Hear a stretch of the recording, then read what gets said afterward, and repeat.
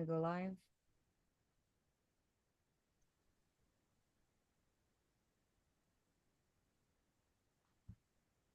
So welcome everyone. Can you just please put your district or borough in front of your name?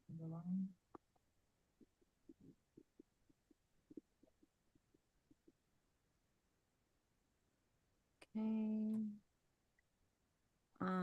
Josephine, can you just drop I'll just drop the attendance link in the chat.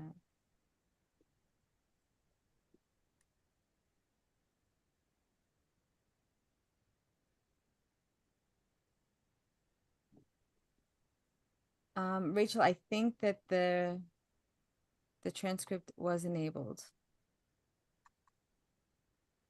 Okay, so can we have Jose, our Spanish interpreter, please make your announcement? Hola, bienvenidos a todos, buenos días a todos los participantes. Para las personas que desean escuchar esta reunión en español, por favor, marquen el número telefónico 347-966-4114 y después hay que poner el código de acceso que es el cual 470-214-656 y después ingrese el signo numeral. Por favor, mantener sus micrófonos apagados mientras no estén hablando. Por favor, los panelistas. Gracias. Spanish announcement complete. Thank you. So would someone make a motion to call this meeting to order? Motion. Second? Seconded. Was it Tanya? Thank you. Okay, Josephine, you want to do roll call? Yes. Okay. Okay. Good morning, everyone. I'm going to start roll call. If you're here, just unmute and say present. District 1, District 2, District 3, Present. District 4, District 5, District 6, District 7, District 8, District 9, Present. District 10, District 11, 12, District 13, Present. District 14, District 15, Present. District 16, Present. District 17, I'm here. District 18, District 20, I am here, District 21, I'm here. District 22, A little faster, we have our Chancellor here. I just want to get, District 23, District, was that 23? yeah, she's here. Okay. District 25, 26, Here. 27, 28, 29, I'm here. 30, Present. 31, Present. 32, D75, Present. Brooklyn High Schools, Present. Bronx High Schools, Present. Manhattan High Schools, Queens High Schools, and Staten Island. Okay, so we're just gonna go a little bit out of order. We're gonna do the standing rules after because our Chancellor's here right now, and we want to make sure that we're good with time and he has an opportunity to answer all our questions and let us know what's happening across the city. So Chancellor Samuels, the floor is yours.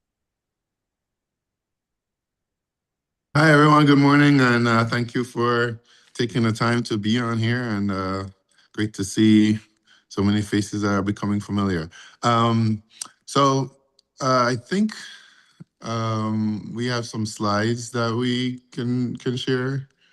I wanted to make sure I do this because as I become more and more familiar with the parent advocate space, this parent space, and become more familiar with this role, I really mean it when I say, I want to be the chancellor. One of the things I want to bring to this role is the idea of high engagement of parents, high empowerment of parents. But, some people like empowerment, some people like engagement, but at the end of the day, I want to make sure I am connecting with parent community and families, caregivers for impact, right? And so, as you all know, and have heard me say, we really believe in safe and academically rigorous and truly integrated schools and a school system. And we are even expanding on those priorities. But before we get that, if we can move to the next slide. In addition to the in addition to what is expected, right? So these meetings, for example, this one with CPAC, like it's expected. This was what was going on from before I joined. We have our PEP meetings, we have our PEP engagement. I obviously want to engage differently with those standing meetings, but also I want to establish some processes of my own that are getting me directly to schools and directly to families. And so, over the last 100 days, we've visited the 45 districts. One of the things that I always thought of when I was a superintendent with a new chancellor, I always thought, when is the chancellor going to come to my district? I was very clear that within the first 60 school days, essentially the first 100 days here, that I would visit every district, every superintendency, and we would have community conversations there as well. And we have visited all 45. We have our 9 chancellors conversation across all of our boroughs. We have one final one on April 25th that had to be rescheduled. And then in addition to all of that, we've done 3 hearings in Albany and 2 with the city council. And we're probably going to be asked to do another one at least before the end of the year. And of course, I've had dozens of meetings with districts, folks, schools, folks, central staff, families, students, community organizations, elected officials, and so much more. And so we're not only going to be engaging in general and empowering in general, we are going to always have something that we are engaging with specifically as well around content, around some things that we want to highlight and we want to uplift. And so the New York Kids Rise Safer College program, we have activated an 80% activation goal. This is a very, very important initiative when we think about affordability of our city. One part of that is college affordability. And, it's not only tuition, it's when a young person is going to college, it's also travel expenses, there's also food expenses and so on. And so we want to make sure that as many families as possible are involved in that. And so I want to just say we have our superintendents.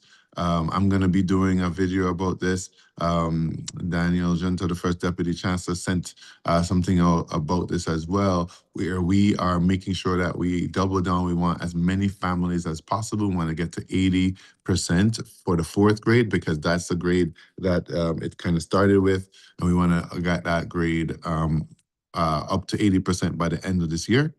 And then also you would have known that we are also engaging around our AI feedback window. Those specific things are happening now. And then we're also thinking about some some things in the near future that we're gonna be launching about, just to kind of let people know possibly about what accelerated programs in our city could look like, and thinking also about what integration as a city could look like too. So just look out for those things, and but we do want you to focus on the things that are happening now, which is our Kids Rise Safe for College program and the AI feedback. And that's it for me. Thank you so much, Chancellor.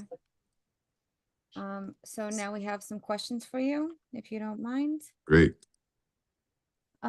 What opportunities will parent leaders have to regularly engage with leadership, to provide input and be included in real decision-making at the district and school level throughout the year? Yeah, so one of the things that's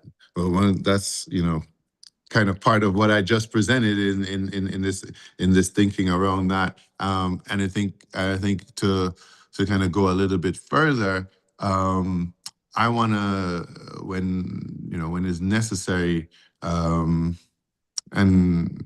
regularly bring things to these meetings that we are contemplating before decisions are made, to kind of highlight them and get folks their feedback, and in addition to the things that we already have, we want to add more opportunities, and we will create that, and especially around high leverage priority issues, and so we'll work with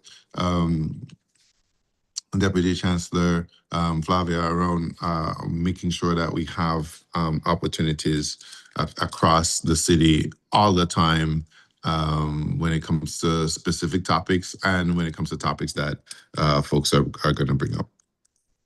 Okay, thank you. What improvements are being made to special education services and supports for families? Yeah, listen, this is a great one because it is something that's super top of mind for me, and I've learned a lot from Deputy Chancellor Fody around this, because as I look across the city, I talk about integration a lot. One of the silent places or the invisible places where segregation occurs is certainly at the Turning 5 process, or certainly as our families are choosing to either engage in the public school system or not. And we are doing a lot of work around our due process cases and what that could look like. But it all relies on ensuring that we have high quality access to really strong programs in neighborhood schools. And so that is something that is going. It is top of mind for me. I'm constantly talking to City Hall about that, because not only does it accelerate outcomes for young people, but it also makes our system more efficient when our young people don't have to travel as far on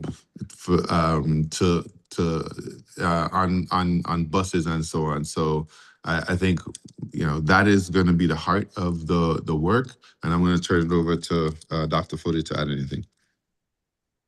Thank you, Chancellor. Chancellor, you keep promoting me in my doctoral status, but I can't get that dissertation done ever since I became a deputy chancellor. Okay.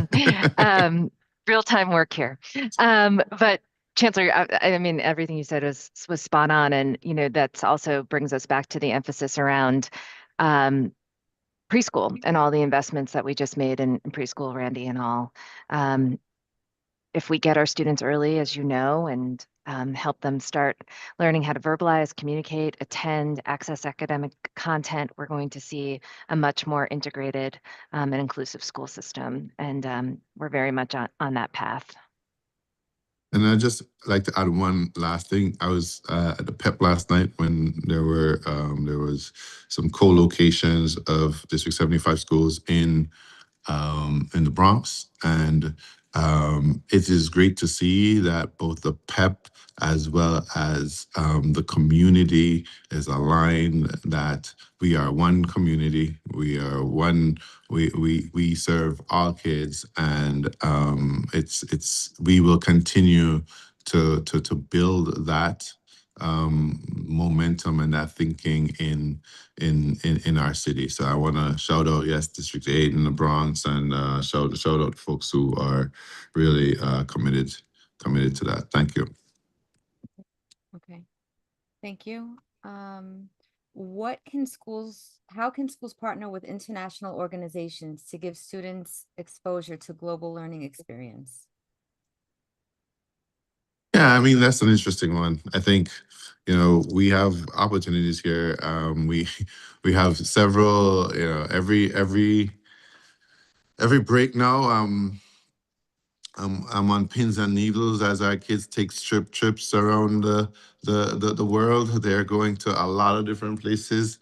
Peru comes to mind, and others. But and so we have several schools who and districts that do a lot of partnership with international or groups that give them access to international experiences. We also have in our high schools where there's part of our culturally responsive work that folks are immersed in work in several countries. I was in Morrow high school where we had several discussions about some young people who went to Poland, some young people who went to Barbados, and like their immersive experiences they were able to speak very powerfully to. But I'm gonna turn it over to Alan or Danielle or Maribel to see if there's anything you want to add. I mean, you nailed it. We have virtual opportunities through programs like Global Studies. We have the trips that are organized at the school level. A lot of our schools partner with EF Tours, but there are other partners, and that's the ones that Chancellor was referring to, going all around the country. I'm sorry, the globe. And we also do a lot of sharing of practices. So over the last 10 years, we've hosted over 250 international delegations just here, and then those that we've gone to visit as well. And there is, I think, something I can probably drop in the chat when I'm done talking about a way to make sure our students have passports. These are all governed by Chancellor's regulations and lots of oversight and partnership with families and the companies that we partner with to take care of these trips, and they're highly successful. So two that come to mind over the break were Japan, and well, I said two, and now the other one just flew out of my mind. But we had tons of kids away over spring break, and everyone had a great time and came back. And we had a new protocol. We were checking in over the break with our partners to make sure our kids were safe, thriving in their experience, and troubleshooting anything that came up. In terms of the qualities and impact, Alan, if you want to jump in, as a former high school superintendent and someone who's really partnered with the high school soups, which is where we see these trips, just like the impact and opportunity and access this gives to our kids. Yeah. Good morning, everybody. I think, first I want to be able to say that, like, if anybody has great suggestions or contacts or resources, please share them with us. Our students could definitely benefit from that. I think the idea of global exchanges and cultural exchanges could not be more important. Our chancellors talked about just how powerful and meaningful it is for our students to be able to be global citizens and enter into a world where we're able to bridge differences. And the fact that we're in New York, some of our students don't even get out of their own borough. And so we've been really intentional about providing not only the opportunities, but ensuring that there's full scholarships, language access.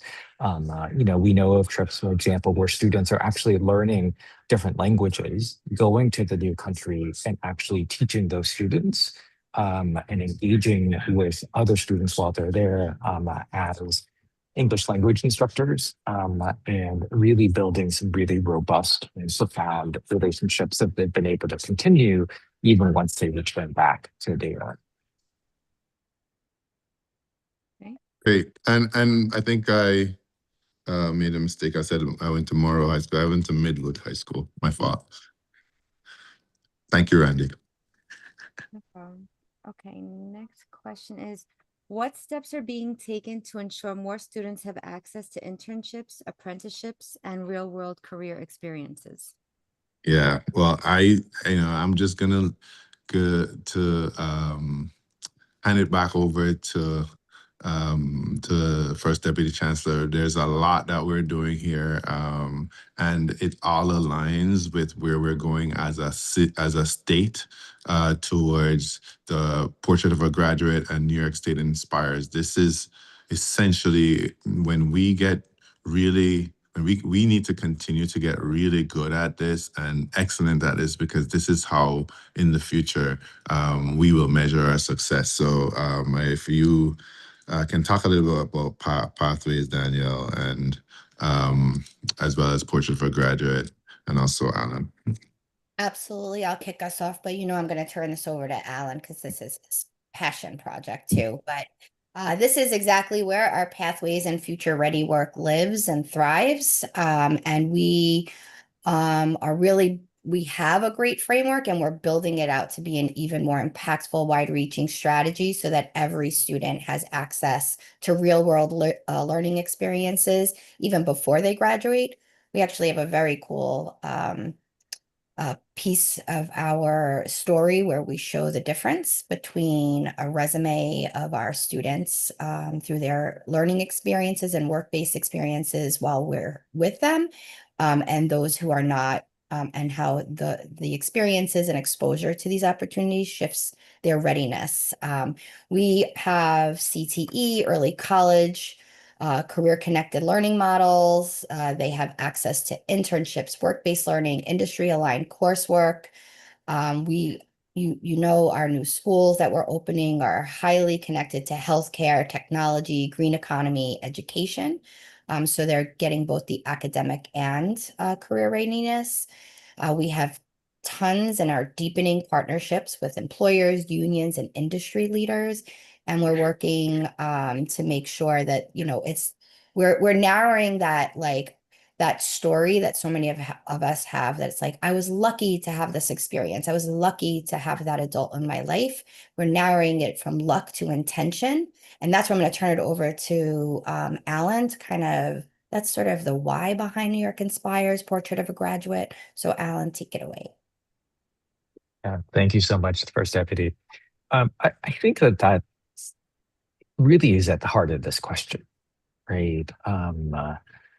We know that students and families are saying we want to be better prepared for the world ahead. And we know one of the best ways of doing that is to be able to be outside of the classroom, to have these real world career experiences, to have the right kinds of exposure, to learn what it is that you love, and also just as valuable, to learn what it is that you don't want to do.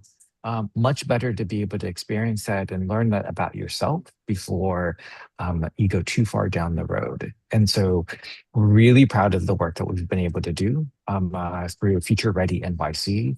We've been expanding rapidly throughout our high schools, offering multiple pathways in many of our schools, providing not only the internship experiences, but all the necessary guidance and support and college partnerships alongside those internships and apprenticeships.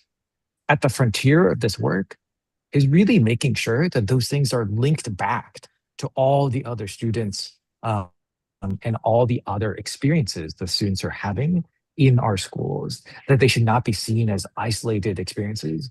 That, when we talk about, for example, on the Portrait of a Graduate competency, critical thinking and communication skills, how are you able to demonstrate that not only in your English class, but also at your apprenticeship, also in your after-school experiences, and really helping students understand that it is the applied way that they are mastering these different skills that's going to be tremendously valuable.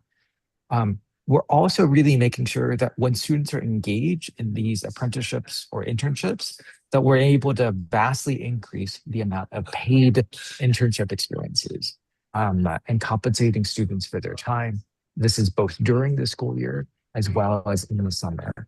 And we're really excited about this work and done in conjunction with the City Department Youth and Community Development, DYCD, to make sure that we're expanding that work as well and building on the amazing things that have been able to happen through Summer Youth Employment.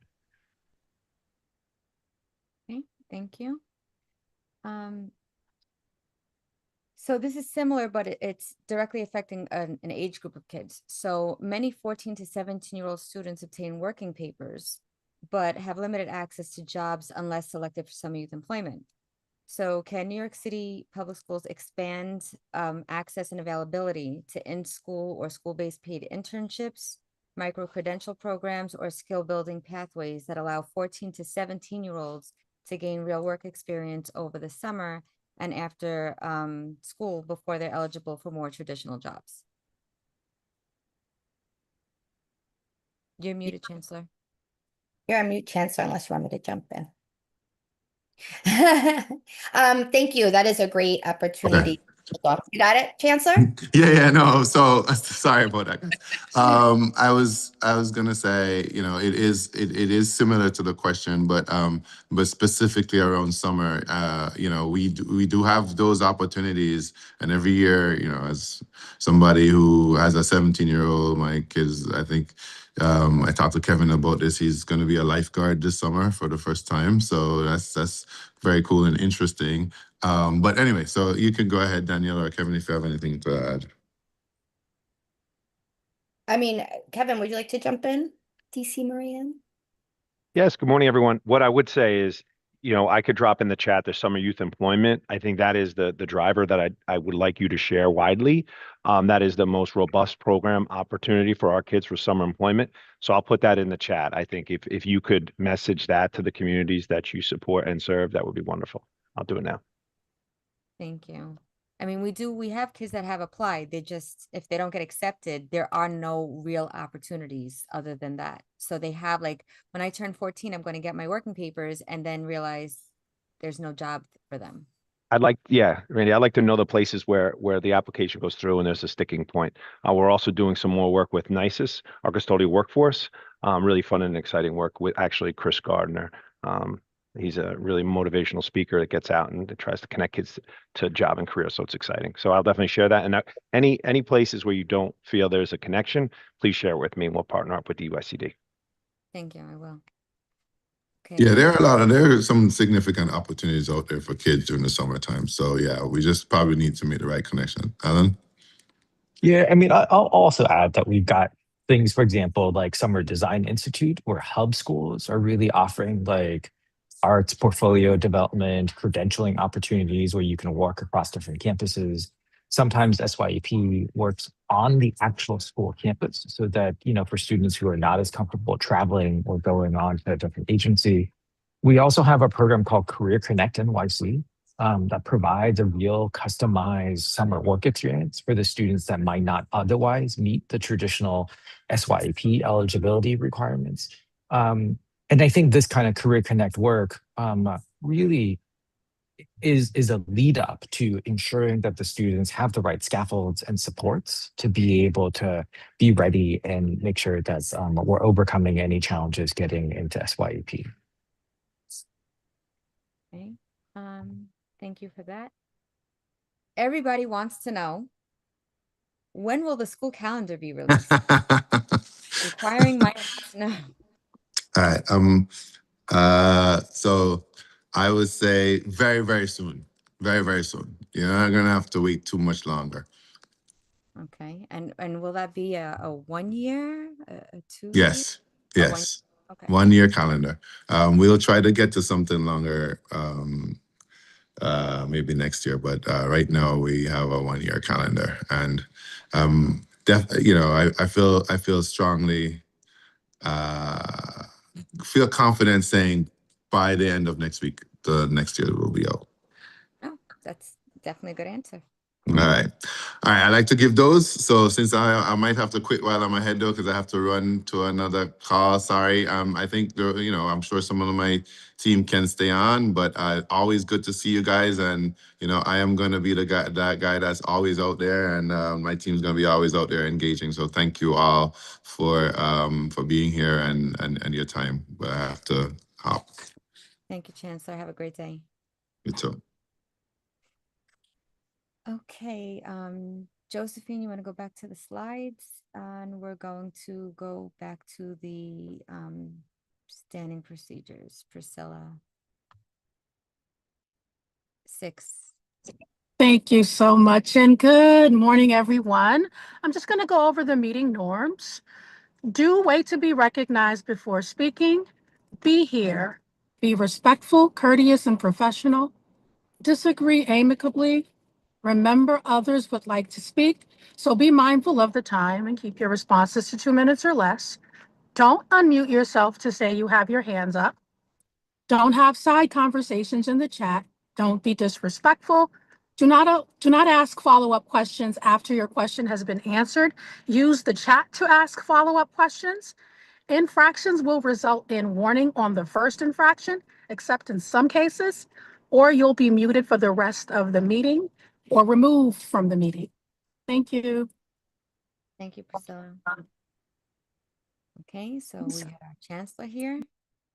And now some announcements. So March 31st, the kindergarten offers were released. April 15th, middle school offers were released.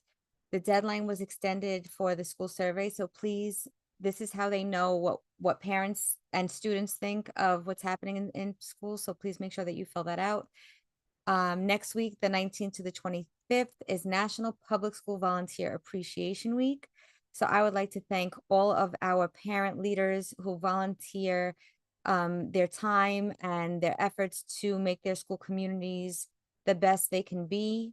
And we definitely appreciate everyone who steps up. We know that sometimes, it does feel like a thankless job, but to our children, it is everything. And the more involved you are, the better our kids do. So thank you so much for all that you do for our New York City public schools. April 20th, G&T upper grade applications open. May 8th, the application closes, and June 11th, the offers are released. The 21st, summarizing results will be released, and May 5th is the deadline to accept the offer. The 25th is the last Chancellor's Conversation at Curtis High School, 105 Hamilton Avenue in Staten Island. May 8th is the deadline to share feedback and comments on our artificial intelligence guidance. So please make sure if you have any questions or concerns, you voice them on that feedback form. And then to check and see if your school or your PAPTA is owed funds, you can click on, you can go to New York State unclaimed funds to search. And a lot of schools have found that they are owed money and PTAs. So please make sure that you do this. You'd be very surprised. So our next meeting is on May 14th. It will be hybrid. We do need to know how many people plan on attending in person. So on the bottom of the attendance form, the last question asks you, how will you be attending? So please make sure you fill that out. Last month we voted, 16 said yes, 1 said no. So, and then the other thing is that the in-person location, it's at Tweed, is open to only the CPAC voting members. So due to space, it's only the CPAC voting members. Everyone else that usually watches on the YouTube, it still will be live streamed, so you can still watch it on the YouTube. So we've been working with Anthony Aguilar, our FACE liaison, and we've been updating the PAPTA and President's Council resource folder. It is not live, so you won't be able to see any of it yet. We want to make sure that we heard your concerns to make it more easily accessible and not needing to use a DOE email to log in to access it. So right now for today, we're going to share the timeline for President's Council and PAPTAs. This way you have something to prepare for the next school year. So these timelines are based on Chancellor's Regulations A660 and best practices. So please make sure you share them with your district parent leaders. If you're watching on YouTube and you want a screenshot, but we will drop it in the chat for our members. Also for elections, we want to make sure that president's councils know that you have to let your superintendent know by June 1st when your elections are taking place. Best practice is to have them done before the last day of school. President's councils should be held by June 30th and no later than September 30th. But you want to make sure, I want to make sure that everyone understands that even though it says no later than September 30th, the term ends on June 30th. So if President's Council's elections are not held by June 30th, you are no longer the executive board of your President's Council. Your superintendent would then have the elections done by September 30th. So you want to make sure that when you pick your date, it should be set to allow all your PAs and PTAs an opportunity to elect their officers and have their representatives to president's councils. So please just make sure that you're doing that and you try to have it done before June 30th. For PAs and PTAs, you must notify your principal by April 1st. And the elections of the mandatory officers must be held between April 1st and the last day of school to ensure that there'll be a PTA in place during the summer. And that helps you, again, prepare for the opening of school in the fall.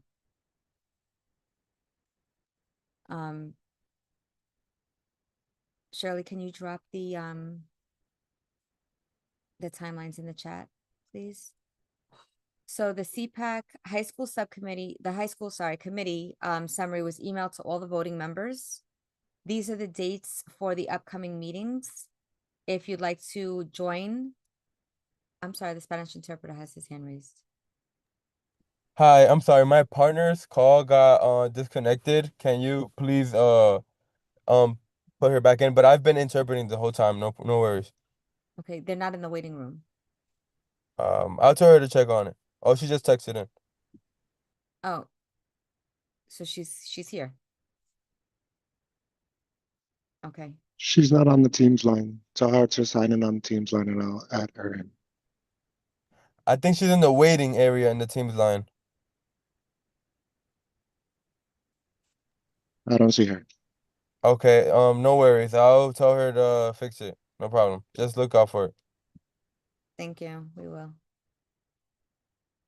Okay, so for our committees, if anyone would like to join any of the committees, you can go on our website on CPAC NYC and join the committees. So these are the upcoming dates. We will have the summaries for the capacity communication, legislative and multi-language learners at a later date. They just happened, so they need time to get those together. And then the next special education meeting will be on April 28th at 6 p.m. Wellness will be on April 24th at 10 a.m. And the alumni, oh, that happened. So here is our agenda. Next is the minutes. The minutes were sent out to all members yesterday afternoon. So if everyone had a chance to review them, would someone like to make a motion? Are there any objections or anyone have an issue with the minutes? If not, would someone like to make a motion to approve them? I'm okay to approve. Okay, Ashley, can I get a second? I second it. I'm sorry, I didn't see who that was. Duaya Brooksman. Okay, Duaya, thank you so much. So no objections. We're gonna ask for our Spanish interpreter, Jose, to please make his announcement again.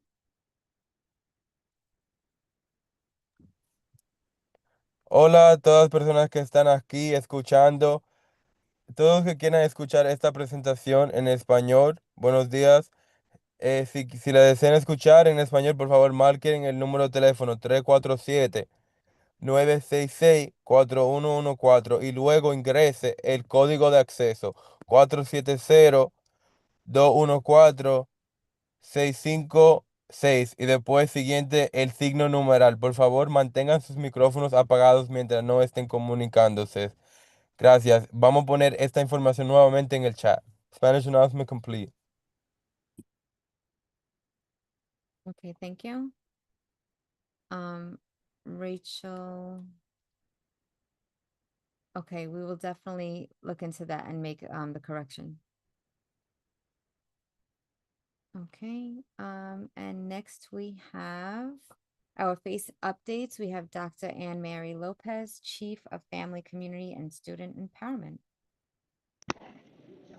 Good morning, everyone. So I'm excited. There are some things coming through from FACE. I want to make sure that I wanted to thank you all for continuing to show up for your schools and your communities. Your leadership truly matters, and it's felt across our system.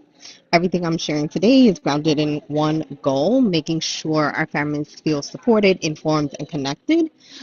First and foremost, election for PAPTA is upon us. It started April 1st and will continue through June 30th. Please, please, please get involved.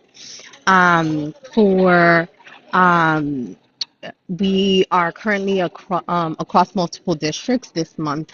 We've been in community together through our Face and Community series to have passed, but for awareness, I'm going to put the dates in the chat so that everyone is aware of those dates. These sessions are being co-led by our team and Reads ambassadors, focusing on the science of reading, giving families real practical tools to support their children at home. At the end of each session, our family connectors are there to make sure families leave not just informed, but supported with resources around housing, food, and other needs. This is about meeting families where they are and making sure support feels real and accessible. For our family connectors continue to lead powerful sessions every other week, bringing in partners across college savings, student wellness, emergency preparedness, and more. We also have upcoming special sessions focused on mental health and trauma-informed care, because we know supporting the whole child means supporting the whole family as well. So I'm going to drop those dates, at least the ones that have been confirmed, in the chat so that you are also aware and have those. And again, these spaces are about trust, connection, and making sure families have what they need. We're going to go over, we've completed 11 town halls and have 6 more to go. I'm going to drop the next 3 in the chat so that we have them. And again, these are open spaces for you all to be able to have your voices heard, your questions answered. And again, these spaces are important. They allow for direct conversation, transparency, and making sure parent leaders' voices are heard. And again, we are committed to not just hosting these spaces, but making sure follow-up and accountability are clear. As co-president Gray already indicated, so she beat me to it, the AI engagement, we are currently in a 45-day feedback period ending May 8th. And again, it's really critical and really important for your voices to be heard. So please, please, please provide any and all feedback through May 8th. We've also invited President's Council leaders to a session in April 27th to share feedback, ask questions, and help guide the future of AI in our schools. Again, just making sure that we are responsive and making sure that we are in partnership and we are connecting all things AI. Also, something that has already been addressed, but April 25th is the last Chancellor's Conversation at Curtis High School. Thank you again for your partnership. We are stronger because of your leadership, your advocacy, and your commitment to our families. We look forward to continuing this work. I'm going to end this with acknowledging that next week, from the 19th to the 25th, is National Volunteer Week. And I want to say I appreciate all of you and all parent leaders across New York City Public Schools that dedicate their time and efforts and commitment volunteering to make sure our students are successful and that the system overall is success for kids. So again, deeply committed, and I appreciate all of you and the hard work that you do. So thank you. Thank you, Dr. Lopez. So April is Autism Awareness Month, and we wanted to make sure that we had a presentation for our students We have, I don't know if Christina Foti is here, and even if you don't have your doctorate, I would look at you as a doctor because like you're amazing. But we also have Kate Dolan, Molly Joyce Trainor, Michelle Netzler. I don't know if I'm missing anyone. Are they here? Yes, we are here. Sorry, it took me a minute to unmute. Hi, good morning. Good morning. You have co-hosts, so you could share your screen. Does anyone else need? No, I'm happy to share my screen. I will do it in just a minute. All right.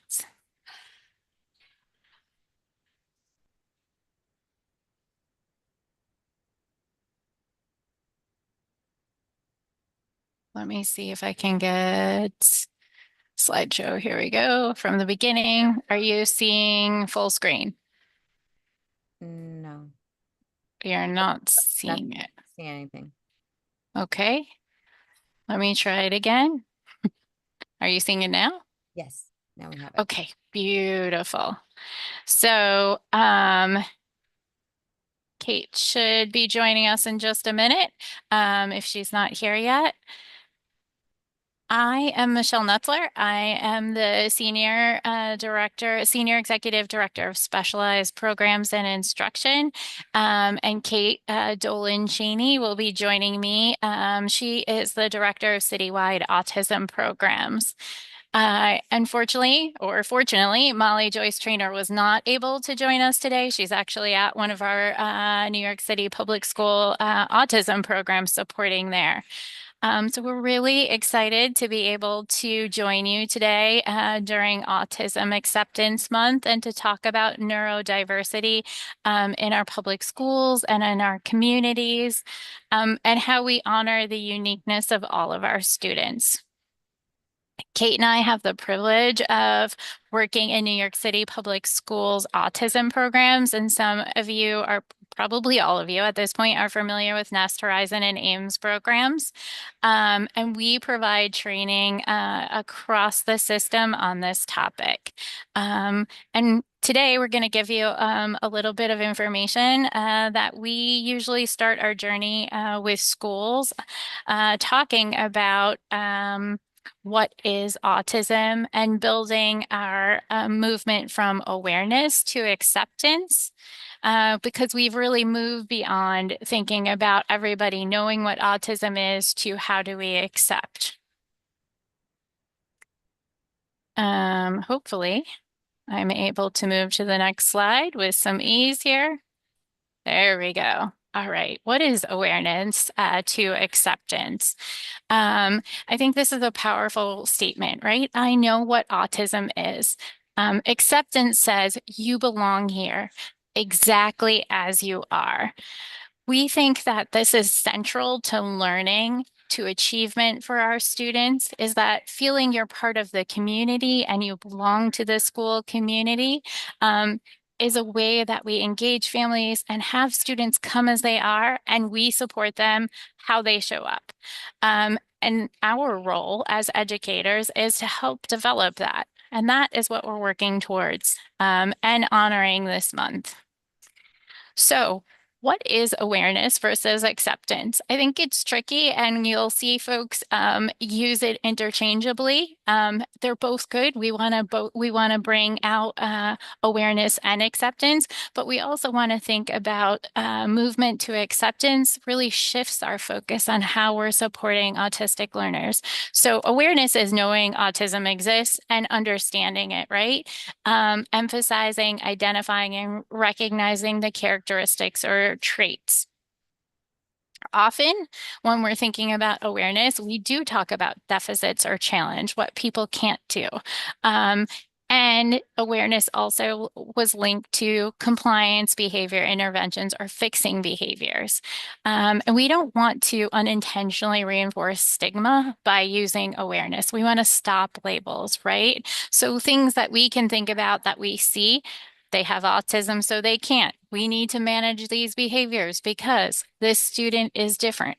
Awareness is definitely a starting point, and we recognize that we want to make sure we build awareness, but that is not the end goal. The end goal is acceptance, valuing autistic people as they are, thinking and believing that autistic people belong and deserve support, and really moving from a place of strengths, dignity, and supporting our students, thinking that neurodiversity is among us all and we are all here, and that it is a spectrum, right? And that we shift the responsibility from the individual to the environment. We are not adapting the students to our environment. We are adapting the classrooms for our students. And that we want to think about any accommodations or anything that we're using as an intervention, that we're moving from a place of respect and presumption of competency, high expectations for all our students. So what does that language sound like? What supports does the student need to succeed? How can we adjust the environment? This is a different way of communicating, learning. It is not a deficit. Acceptance equals belonging, access, and respect. And we know if we move from that place, our students are successful and they do well. So let's just norm on what we talk about when we're talking about autism. It is a developmental difference in how people's brains work, right? And that's why we recognize it as a spectrum, because we all have our uniqueness and we want to honor that. We also want to think about how students communicate, how students with autism communicate, how they interact with others and think about the world and how they experience the world. I cannot emphasize this enough, that it's not an illness and it is not caused by parenting. It's just simply that brains can develop, right, differently. And we want to just think about that. We speak to so many families and parents who think about carrying this as sometimes as a guilt or something they did. And we want to emphasize to them that it's not something they did, and that we have supports in New York City public schools that are tailored to their child. So it can look different for each child, right? I think we're going to have a little bit of a clip that says, if you've met one person with autism, you've met one person with autism. So it'll be communication differences in the way they talk. They may use fewer words. They may use gestures or pictures or devices. That's all communication.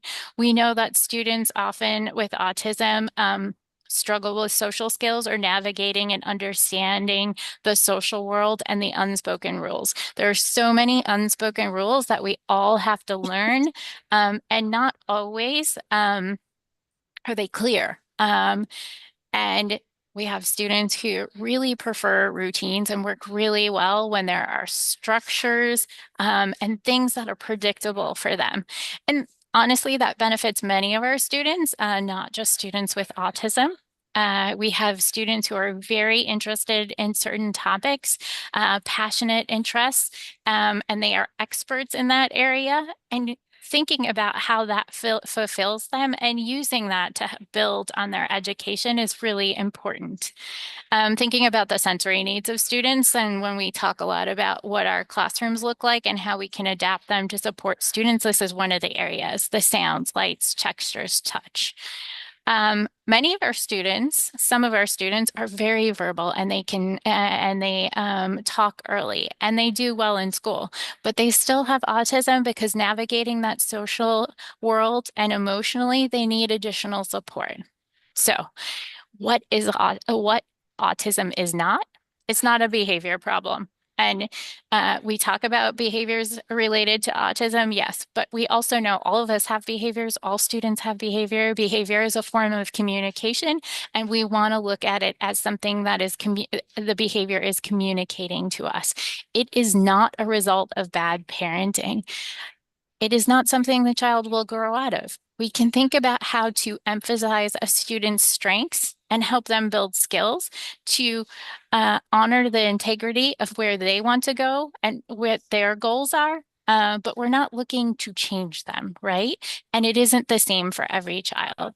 So if we're going to focus on those strengths, we want to think about strong memory, deep focus, how students with autism can really think about something so deeply and come up with some really creative solutions or ideas, that their honesty is brilliant and clear. And sometimes we're not ready for the honesty they're going to share, but recognize it as a strength. And then their unique ways of thinking and problem solving. And we always want to build on those strengths and help with any challenges the student is facing.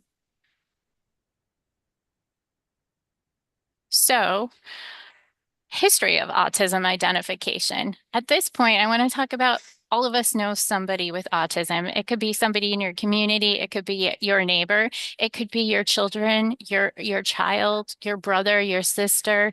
And the reason that it's helpful for us to think about this is to go through a little bit of the history. In the 60s, we had 1 in 10,000 children identified with autism, but often we are making some really big mistakes on identification, and we are also using some blaming language, right? And we know this is a neurological difference for students, and we've come so far. In the 70s, we increased our recognition, right? 1 in 2,000. Wow, that's a huge shift, and we got better at diagnosing. And when we get better at identifying, that means we get better at interventions and supports. 1 in 400 in 1987, and it was a formal diagnosis in the DSM-2. We are now in the DSM-5, so that also has shifted a great deal. 2014, 1 in 50. We have the slides reverse here. 2008, 1 in 88, and 2014, 1 in 50. In the 90s, oh, I'm going the reverse order, sorry.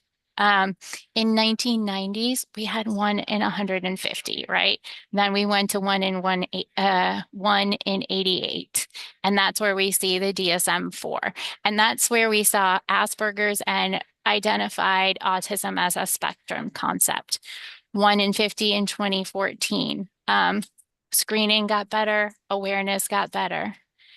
In 2020, 1 in 36. And we started to really understand identification for girls and children of color. And we've been reducing the stigma, right? So we're getting better at understanding autism. And today we have 1 in 31.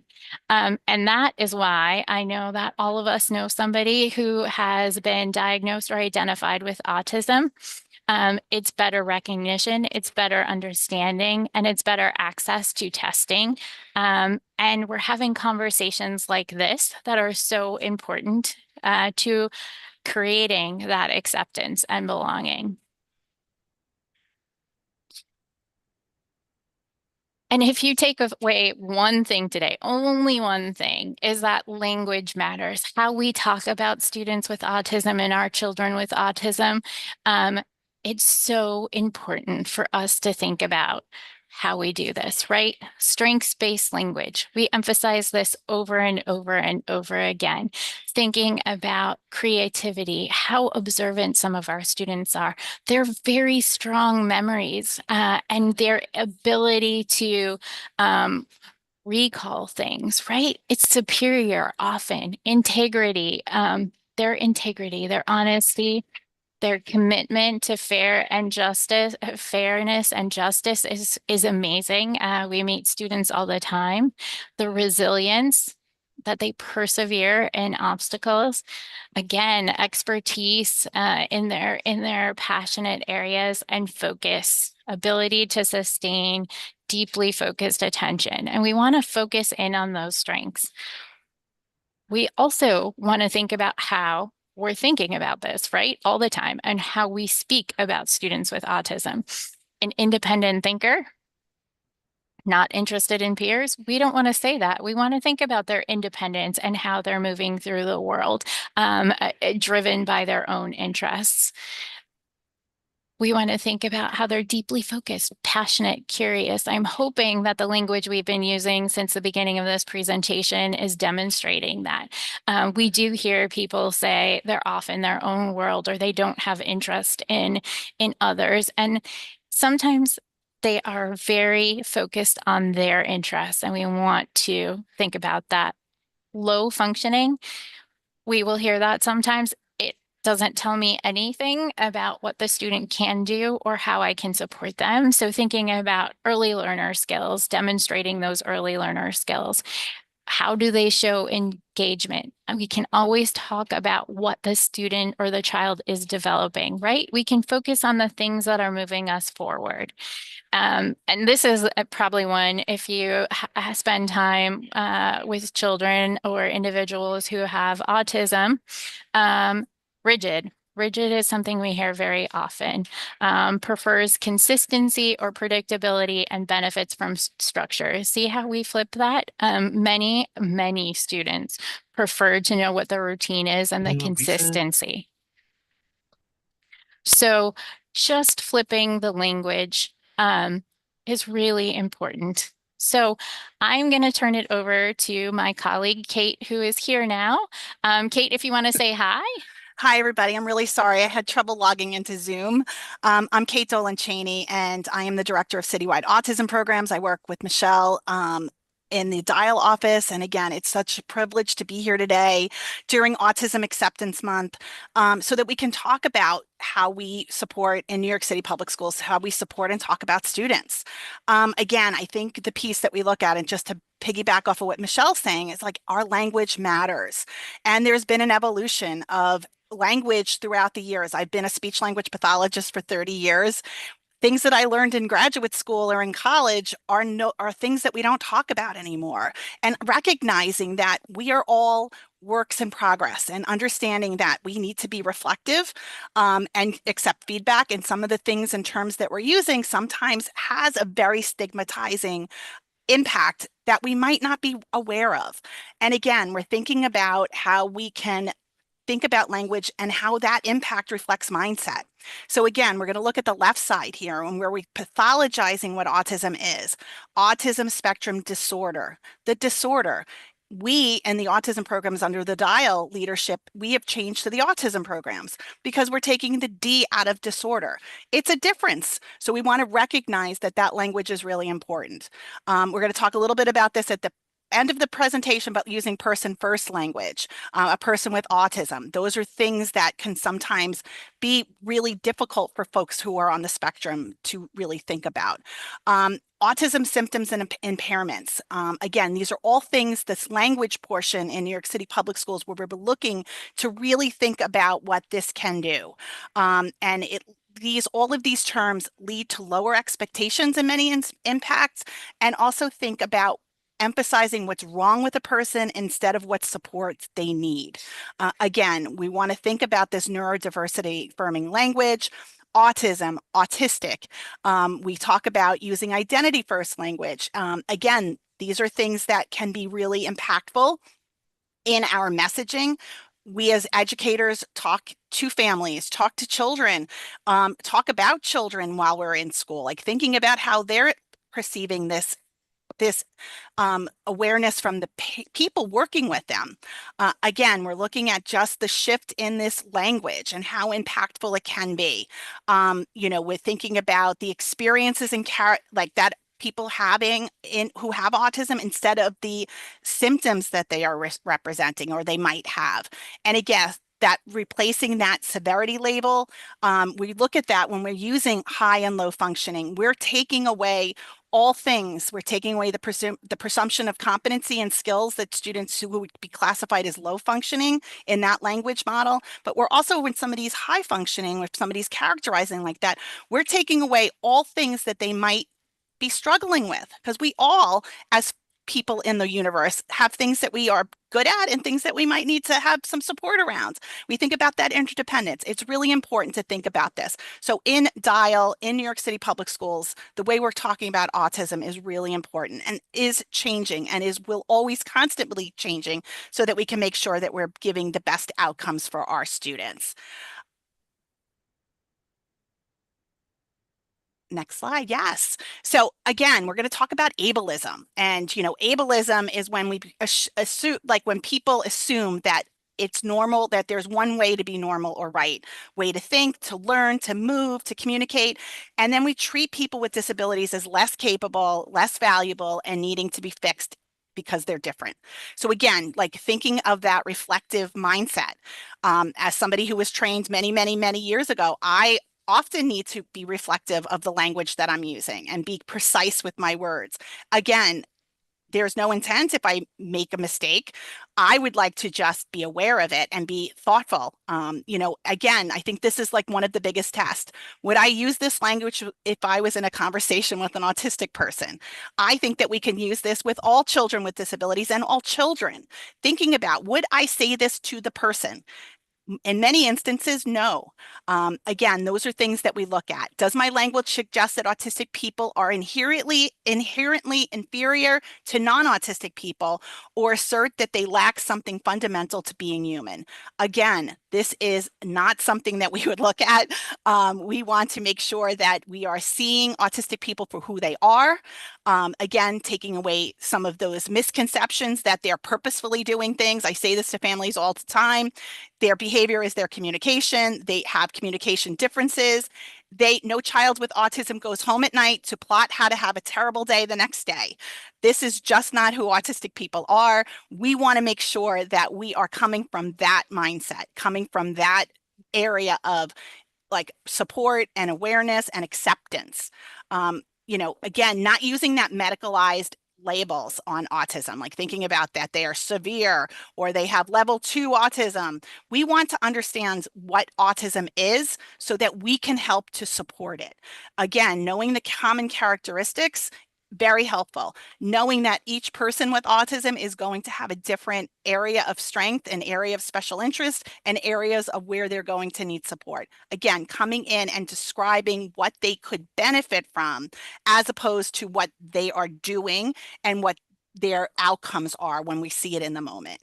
And again, we're looking at going back to our fields, as we're all people here who have worked with folks with autism and folks with disabilities, and just being reflective on our language.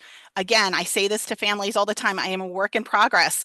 I oftentimes, as the director of the autism program, sometimes do have missteps because of my training or not being able to think all the time. Again, it's not coming from malintent or from a place of harm, but I want to be reflective. If I've misstepped, I want to understand what I said and how I can then not make that happen again. And again, like this other piece of thinking about when we have unnecessarily other autistic people, like we're outing them, we're making them be different. We want them to be included, and understanding that autism is part of a global developmental neurodiversity that we all have. Every person on this call has a different way of thinking, being, sitting, learning, experiencing the world. So just recognizing that as one that is really important, just the recognition. Okay. All right. So what has New York's, oh, go. Yeah, Michelle. no, Yep. I was just going to jump in. Suzanne put the link Chief Sanchez put the link into the chat for the New York City Public Schools Inclusive Language Glossary. You can put your phone on the QR code and scan it right now. We will also share this so you can access the Inclusive and Interdependent Language Initiative guide that we have. Kate, go ahead, take it away. Love this. So when we just think about how thoughtful New York City Public Schools has been about thinking about the changes that have happened with around language and how we're talking about disability, to say this, not that. Again, it's about how we want to train our staff to think about intentionally speaking about children with autism, but all students with IEPs, programs and services, support needs and access. And the goal is to have consistency across the New York City Public Schools, that everybody is thinking with the same lens. They're being reflective and mindful of the language that we're using to characterize students, understanding that our words are powerful. I could make an off the cuff comment that could be misinterpreted. Thinking about it, that is a powerful thing. Thinking about when we talk about our children who are aggressive, really aggressive, or they're defiant. They said no. I don't look at somebody being defiant because they said no. We look in the autism programs, if somebody says no, they need help or they don't understand. Let's go step in and figure that out. But norming this language is really, really important. Again, thinking about the inclusive and interdependent pieces. Inclusion means students belong in their schools where they are. Interdependent recognizes that all learners rely on supports. I rely on supports all the time. I need to make notes. I need to have checklists. I need to have check-ins with folks. Even though our supports all may be looking different. Students with autism might have one set of things that they look at. And again, New York City Public Schools mission about using this initiative to move away from that independence piece that we're making children. You need to be independent. You need to be independent. No, we all need to be interdependent because no person on this call is completely independent. We rely on resources. We rely on strategies and supports. We rely on our community and thinking about New York City Public Schools as building a community of people who are there to help support and to triumph children with disabilities is our goal. Again, our amazing Dr. Stephen Shore, he's an education professor at Adelphi University. He is an autistic self-advocate. We use this, it is the most powerful quote that we have. If you've met one person with autism, you've met one person with autism. That message is that every person is different and every person with autism is different. There is not one kind of autism. There is some characteristics that might overlap, but not one person or two people have the same level or same needs. They are individuals, and we want to always be coming from that individual need place. So we're going to segue right now into that person first versus identity first language. So as somebody who was trained many years ago, neurodiversity wasn't a thing. Like we thought about really in disabilities training, like it was about thinking about what children couldn't do. So again, the neurodiversity movement is like a term that is used to describe differences that we all have. Our brains are all working differently, and that there is an idea that there is no correct way for one brain to work. If we could come from that portion of thinking about how our students are thinking, we could really change. We are changing. We can further change where people are going. Again, that person first language is like, I am a person with autism. That is really was the trend many years ago. It's evolving. And again, I always say this to our team and to people we're working with. We are on an ever-changing landscape of where language is shifting and modifying. Again, people, when you say I'm a person that has autism, that suggests that autism is just a portion of you. Again, when we have now the shift for the adult self-advocates is really thinking about the identity first. I am autistic. That is something that I cannot take away from me. Autism is part of who I am, and being able to recognize that, be proud of it, is an area that we're seeing. Again, there is no one way to refer to a person. Again, people might want to be referred to who have autism as person first. Like, I'm Kate and I have autism. I also have all of these other things that go with me. There are people that would say, hey, I'm Kate. I'm Kate and I'm an autistic woman. Those are things that they would say is an identity first language. Again, this is about preference. We're going to talk about the highlight and the shift that most people with autism really do prefer the identity first language because autism is really an intrinsic part of them. It's not something that we can take away. Again, that is an area where you're going to have to ask people how they want to be referred to. And I think that respect of thinking about that, really thinking about your own actions and your own language is really just a shift that we want to see continue, is asking that autistic individual, how do you like to be referred to? The representation. And I know that, Michelle gave a wonderful synopsis and like refresher on autism, the difference between awareness and acceptance. So we in the autism programs think about that representation. And there's so many things when we think about any information around autism, we want to know that it's a positive piece, like anything, awareness, acceptance.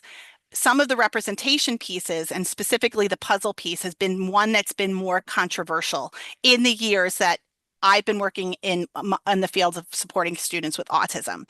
Initially, the autism puzzle piece was created by non-autistic people, usually family like adults or parents, that had been tied to harmful narratives that autistic people often are referred to as being incomplete, mysterious, or a problem to be solved.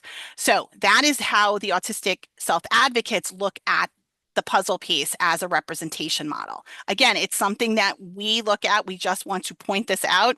If you're using the puzzle piece, great. We just want to understand, just to share the information that the puzzle piece sometimes can be controversial.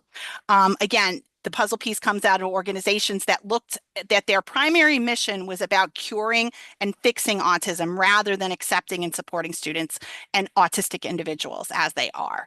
So again, this is an information session that we want to highlight some things. Again, this is the worlds that Michelle and I both live in all the time. We're working to support autistic families and children. This is information that I've learned over the years, and certainly something that I think is valuable information.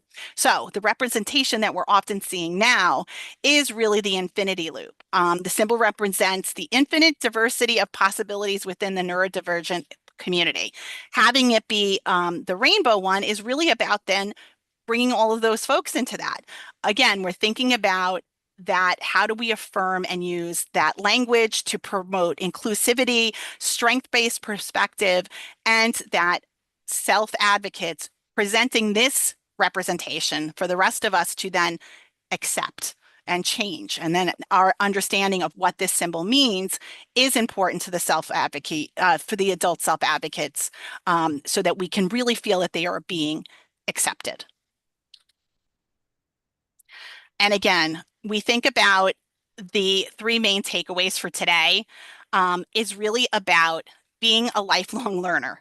Again, if I had just relied on the training that I had gotten many years ago, I would still be in that same space. Again, things are changing and we want to be responsive to that. Our understanding of autism and the disabilities more broadly continues all the time to evolve.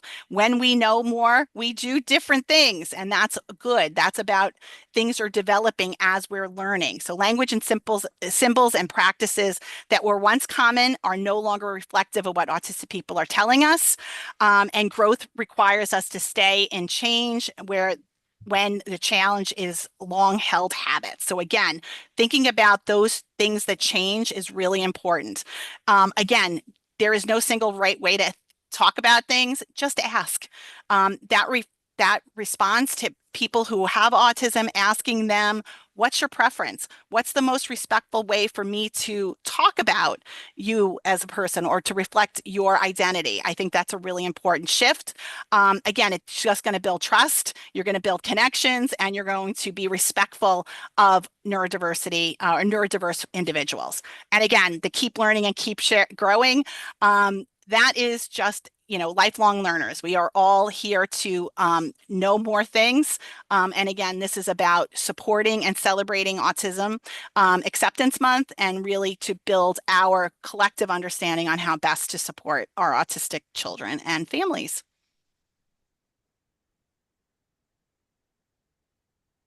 Thank you. Thanks for having us. I know there's a there's a question in the chat about how can we better support our students who are non-speaking or unable to say what they need help in directly.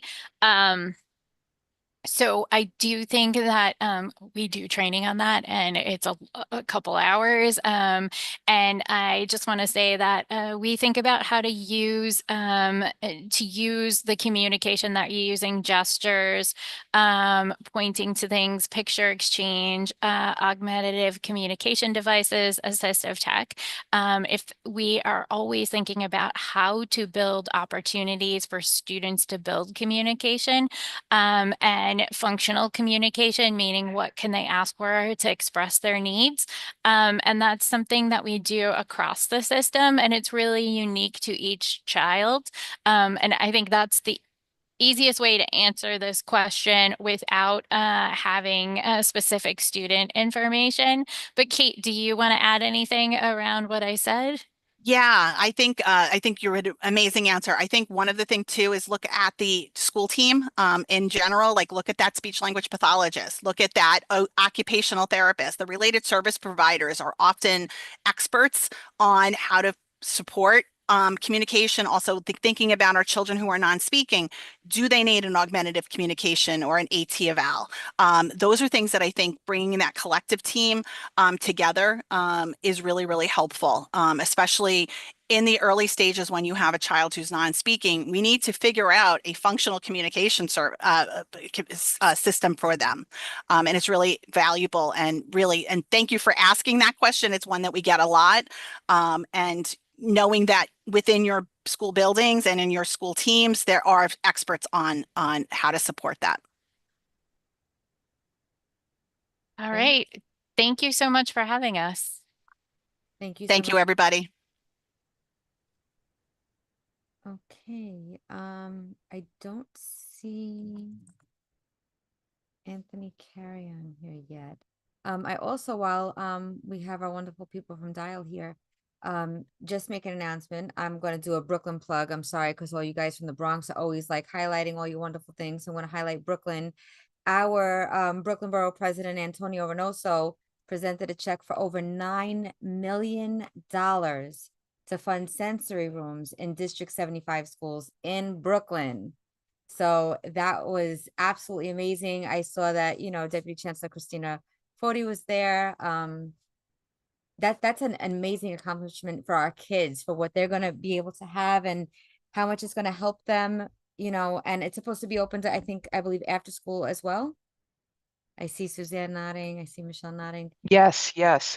And thank you for that, Randy, because it was incredibly exciting. I'm actually going to drop a link for you all here. Yeah, and they're likely the majority of the rooms, the sensory spaces that are going to be built are going to be in co-located schools. So schools that have District 75 and the community school as well. So it's going to be really, really exciting. And his donation and his interest in this and his perseverance has been incredible. And I just drop a link to the story in the chat if anybody wants to take a look. But appreciate you highlighting that. And as our Deputy Chancellor Foti said, making these supports the norm. And the expectation is exactly where we want to go to. Yeah, working on that. Schools with Horizon. We have about 84 sensory spaces right now and building, more and more. We're working with facilities and planning, and we got class size law to address also, spaces at a premium. And I believe, we are doing everything to prioritize this support. So Randy, thank you so much for calling that out, and way to go, Brooklyn Borough President. Thank you. I'm just trying to see, our next presenter is not here. I'm just trying to send the link again. Josephine, can you do that from the emails, and I'll just move on a little bit?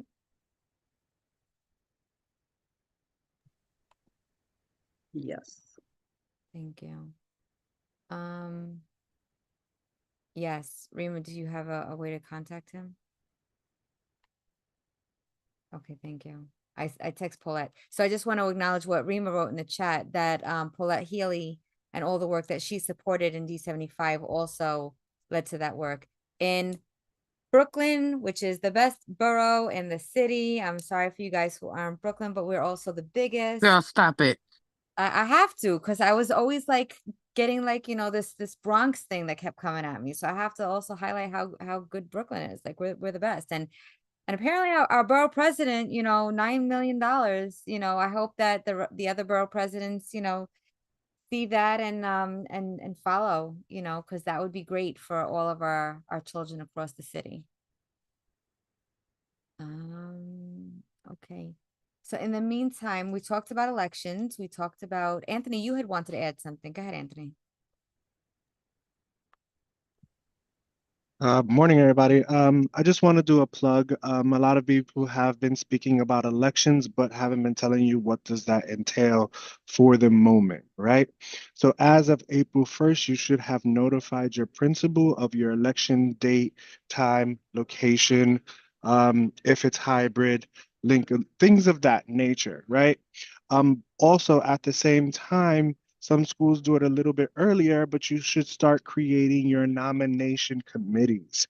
Nomination committees consist usually of 3 to 5 individuals in the general membership who would like to volunteer to host the elections, to gather solicitation of nominations, and just basically anything election beginning to end that group of people is doing. Those individuals should not be running for a position on your executive board or any other position available. Just to ensure that no funny business is going on, and they can make themselves win, you know. That's pretty much it when it comes to elections so far. And then in close to May to June, you should start hosting those elections. When it comes to getting nominees, usually the way that happens um, is written in your bylaws. So please go to your bylaws. Sorry, I'm getting a call. 1 second. Please go to your bylaws and check the nomination process in your bylaws. But for the most part, people sent out either from backpacking, distribution list, from the parent coordinator, how their process of collecting nominations. Some people on that solicitation form, they have an end date. My suggestion with the end date, yes, you can put it. I wouldn't close, especially for their schools who have trouble with parent engagement. I wouldn't close the portion where you're taking nominations. Why? Because if you write a close date on that solicitation, then when it comes to your meeting, you can't take nominations. So we should keep nominations open so that you can, the day of your elections, ask if anybody wants to nominate themselves as well. People usually ask, but isn't that an expedited election? No. Why? Because you are actually taking nominations before time. This is just in case purposes that I couldn't or didn't get any nominations before time. I still have the opportunity to fill that vacancy without having another meeting, which will then send you to the next month. And that's it for the month of April. In May, I will give you a May-June timeline with further details for those months about the election. Yes. Shirley, you have a question? Waiting for New York City Commission? Yes. Okay, could you email him the link? I'll I try to did. put it in the chat, but in the well, I don't want to put it on the live stream. No. I sent it to him and I sent it to Paulette. I'm here. Thank you. I received it. I'm so sorry, Anthony. Okay, I'm here. Okay, so we're ready for you. The floor is yours. Unless you need a second. Oh no, I'm good. Let me share my screen. Give me 1 second. Okay. Okay, go ahead. Okay, let me try it. There we go.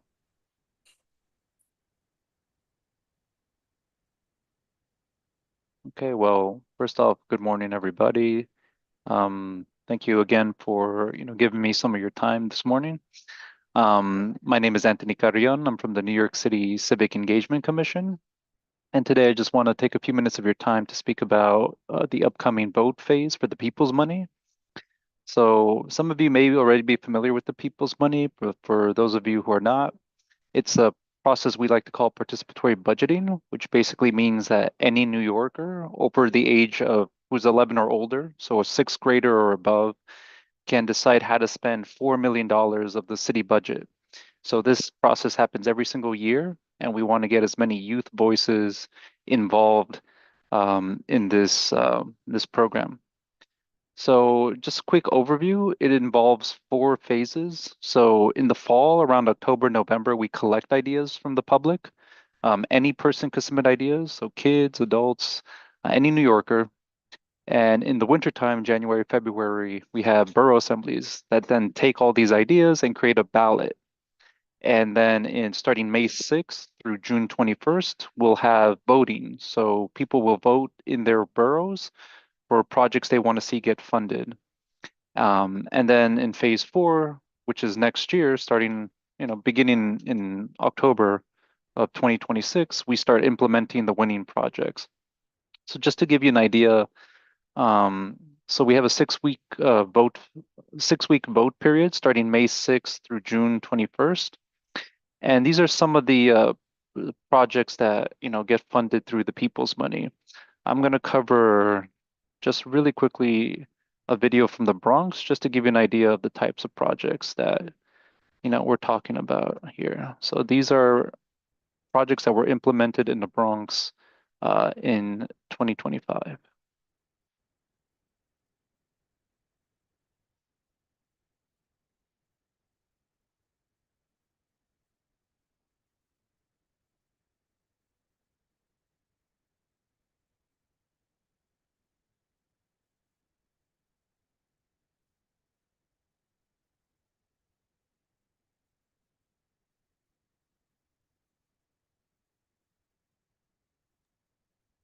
We can't hear anything.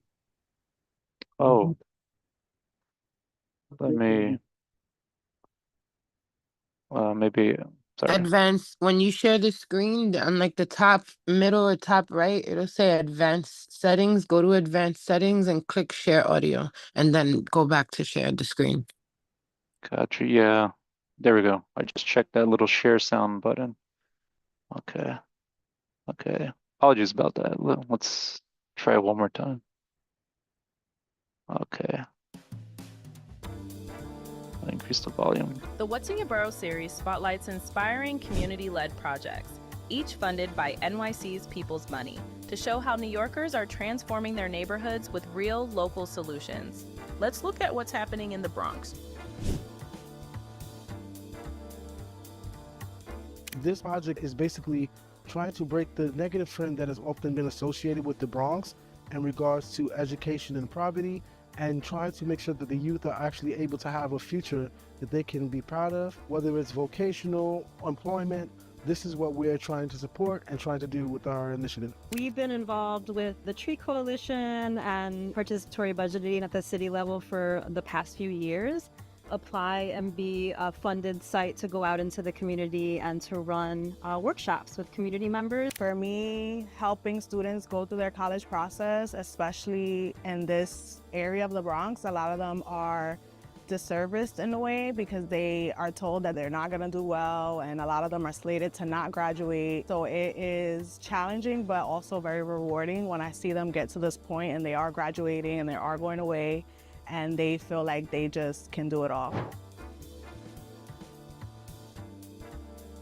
We serve teenagers, middle school students, families, seniors, and the Bronx community at large. JJ Grant is actually a local Bronx fashion designer. She believes in social emotional learning, where the kids are learning and identifying what their values are and depicting it into illustrations on their canvases. I See Me came about because we thought it was very important to be able to look at yourself in the mirror and to start at a younger age, especially like the adults that come from the areas and the neighborhoods that we come from. They struggle a lot because they just don't know themselves.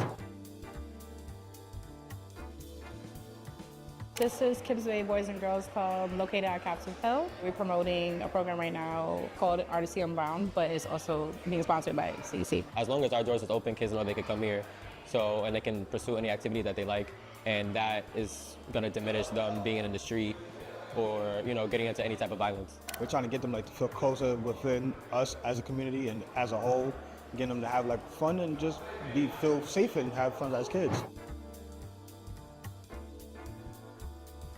Bronx Outreach Institute for Family Health was awarded the CEC grant in order to slash Bronx hunger and increase nutritional knowledge. Most, if not all of our elderly live on a fixed income, which means they have very little money, so gaining access to health box will alleviate the cost to healthy foods. It's such a tight-knit neighborhood that we feel like having this farmer's market right in the middle of it. Obviously, it provides access to healthy foods, but it goes beyond that, right? It connects services, it connects people together. So we're just so excited to kind of build that ecosystem.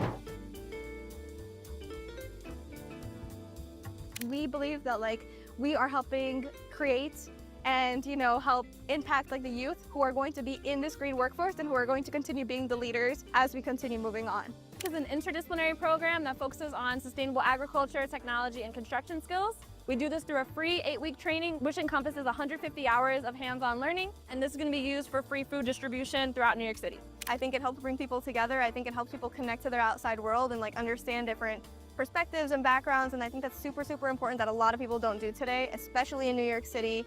It's really, really important that we understand what's happening around us. So that's Want just to get involved or learn more about this program? so that's just one, just 5 projects from one borough from last year, 2025. But there are projects funded in each of the 5 boroughs. And this year, we have again some exciting projects. A lot of them are youth related, especially. So the allocation of the $4 million is weighted for each borough based on population level and poverty levels. So Manhattan will get 660,000. There'll be 10 projects on the ballot. 4 projects will be funded, and each project will be awarded at 165,000. These 4 in particular relate to youth, know your rights workshops, youth internships, helping youth find housing after foster care. So that's the Manhattan ballot. Won't go through all of them, but just highlight a few of the projects in the Bronx. Bronx is allocated $1 million out of the $4 million.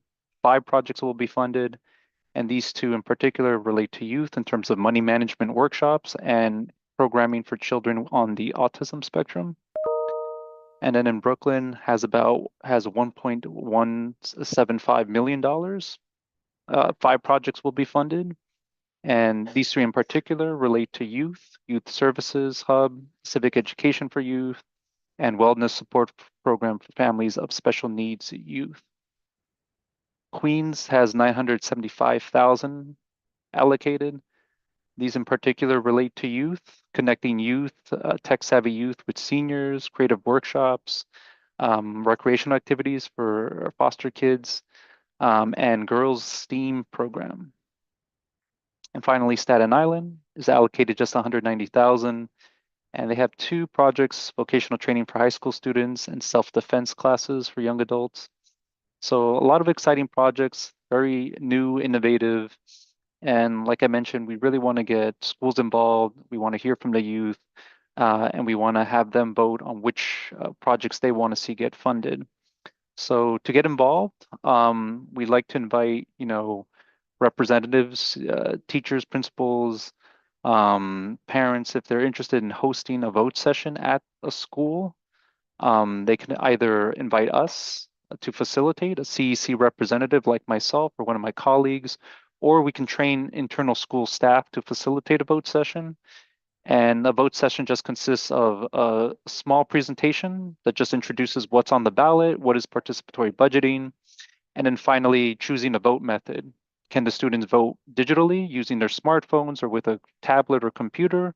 Or if not, we can also bring paper ballots and the students can vote the old-fashioned way. And so we have here a QR code. If you're interested now, you could scan it and you sign up, and then a CEC representative will reach out to you, myself, Paulette, or one of my colleagues. Or you can also go to this link here, on.nyc.gov/PB schools, and sign up that way. Again, where we can host vote sessions anytime during the vote phase, which starts May 6th and lasts just a little over 6 weeks through June 21st. So with that, I want to thank you for your time and take any questions you might have. I'll put the link in the chat also. Thank you, Anthony. Sure. Does anyone have questions for Anthony?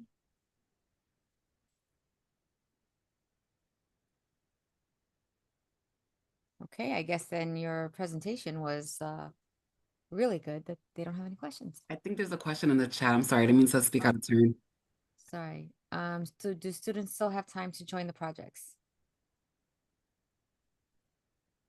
Do the student. These were projects from last year in the video that they're referring to the video. So they already happened. So this is but the new projects, there'll be an opportunity. Once we get the votes and see which projects will get funded, then we'll look for nonprofits that can implement those projects. And then those nonprofits, depending on the location of those programs, will be recruiting students for those programs. But in terms of getting students involved now, we're looking to host vote sessions at schools or have them be a part of our youth ambassador project as well. Here's putting the link in the chat to sign up. There you go.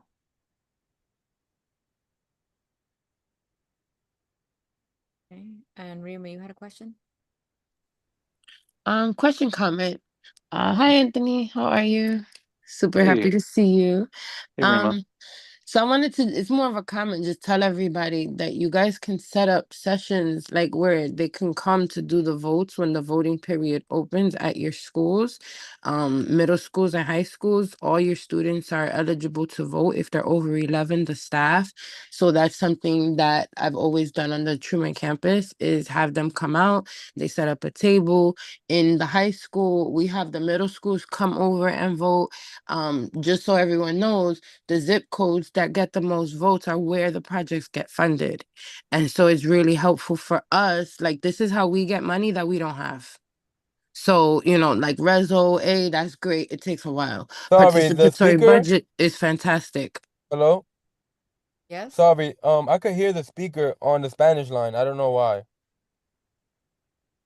Anthony, if you could just double check the Teams line.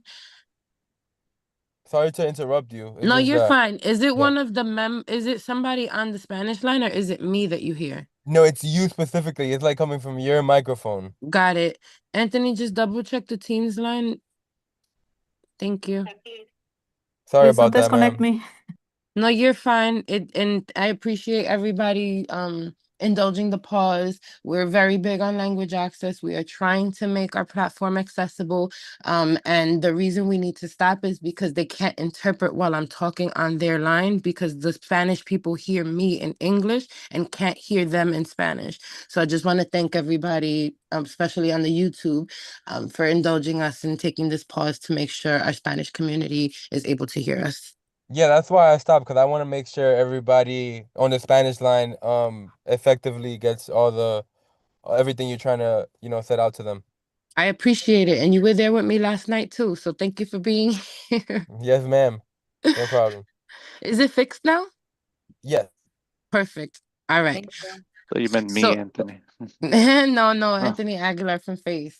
Okay. So yeah, so that was just it. Shameless plug is that you want to take Anthony's information, Carrion from CEC, not CEC, but the Civic Engagement Commission. I know we're having a fun time with the acronyms and names today, but please contact him. Ask them to send somebody to your school because that whole week you can get your whole school to vote, your teachers, your parents when they're doing pickup and drop off, and get a project funded in your neighborhood for your kids. That's it. Thanks. Thank you, Rima.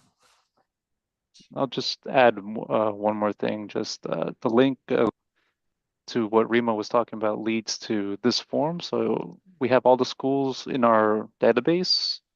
So if you just look up your school, I'm just going to pick up a random school.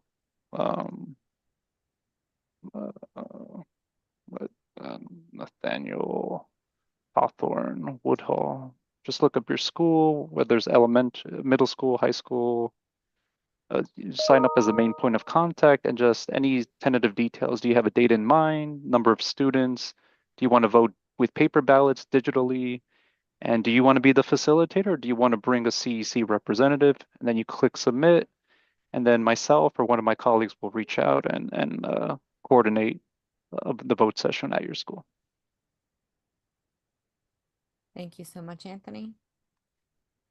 Okay, so if there's no other questions for Anthony, we're gonna move on with our agenda. Thank you, Anthony, so much for being here today. I apologize for sending the link out so late. I thought I sent it to you, so my sincere apologies. No worries. Thank you all. Take care. Okay, you too. So next up, we have Jeopardy. Unfortunately, we don't have many of our central staff here. They kind of enjoyed it last month. So the rules are the person who answers the question correctly gets to pick the next category, but they do not get to keep answering the question. They still have to raise their hand. So after you're done, please lower your hand in order to continue. Anyone who has not filled out the attendance form, can you please fill it out now? We want to make sure that we have the last question is, how will you be attending the May 14th meeting, in person or virtual? We really need to answer that question for FACE so that they can make sure that they have the accommodations for us. So if you plan on attending in person or virtual, please let us know on that form. We have 24 responses. We have 29 people on the call. A few people haven't filled it out, and I privately messaged them in the chat. So please check and complete the link. Okay, so we will pick the first question, and then after that, we'll go from there. So Josephine, you want to pick the first question? Yes, I am going to choose acronyms 300. LRE. Anybody could raise their hands. We'll make sure Rima is not a hogger. Okay, go ahead, Rima. She's in the chat already. She's Least already- restrictive environment. Yes, least restrictive environment. Okay, so Rima, you now get to answer, to pick the next category. Okay. Sure, name that reg for 100. Okay. Designation of school-based staff as a language access coordinator. At the beginning of each school year, each principal shall designate at least one staff member to serve as the language access coordinator, also known as LAC, who will be responsible for supporting the language assistance services within the school. The LAC should be an assistant principal or other school administrator who has knowledge of general school operations, parent communication strategy, and the ability to relay information to school staff.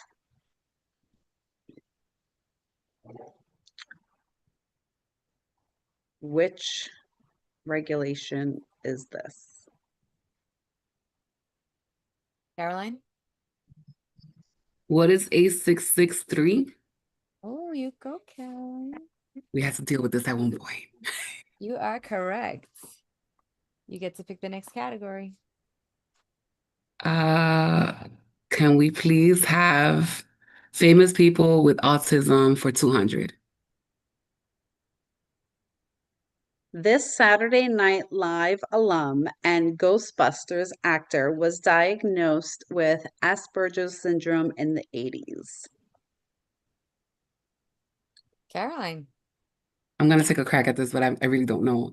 Who is Dan Aykroyd? You are correct. All right. Wow, Caroline's on a roll. I love SNL, sorry. Oh, that is so funny that you I said do that. love SNL. Yes.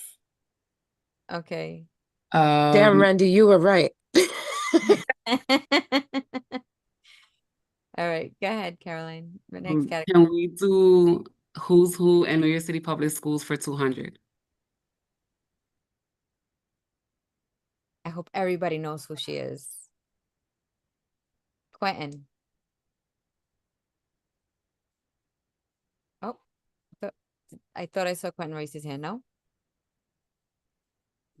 Okay, anyone else? No. You saw my hand. You saw my hand. Oh, okay. Go ahead, go That ahead. is Deputy Christina Foti. You are correct. And Okay, Quentin, you get to pick the let's next see. category. I'm excited. Let's go famous people with autism. 100. This climate activist from Sweden often refers to her autism as her superpower.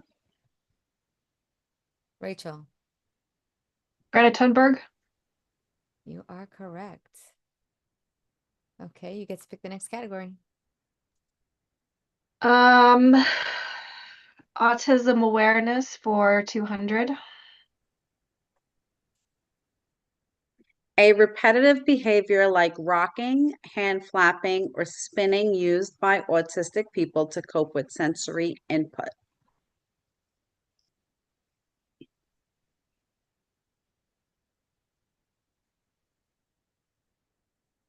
Joy, What is stemming? you are correct. You get to pick the next category. Let's go with autism awareness for 300. According to the CDC, this is the current approximate prevalence of children in the US diagnosed with ASD. One in how many? 31. No. Oh, it's Caroline? not 30. No. I believe it's 36. You are correct. Okay, hands We down. got to recheck that one. Well, that's It was the a CDC presentation. currently. That's why I read it. Listen, that's the CDC accepted norm based just said on, yeah, guys, and we'll talk, I'll do a whole presentation for you on data another day if you want. Yes, Rima, bring it to the space for sure. Okay, Caroline, you get to pick the next. Can we have name that regulation for 300? Council members shall not retaliate against any individual who objects to discriminatory practices, who complains of discrimination or harassment pursuant to this regulation, or who files or participates in the investigation of an alleged violation of this regulation. Name that reg. There's several people here that should know this reg.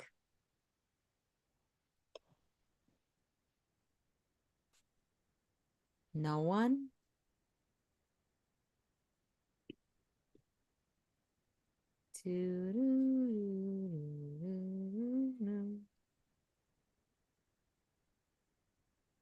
Is the Go chat ahead, going? Rima. Go ahead, Rima. Oh, wait. We're going Oh, with okay, Rima or it's all Ashley? right. It's not, let Ashley do it. All right, go ahead, Ashley.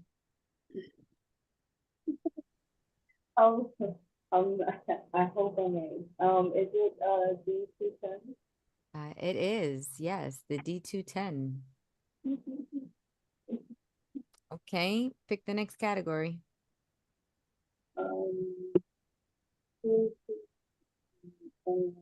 You're very low, Ashley. I can't hear her. Oh. Yeah. Can you hear me now?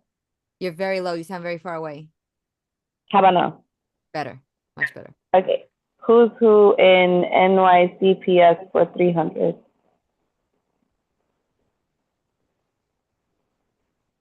Who is she?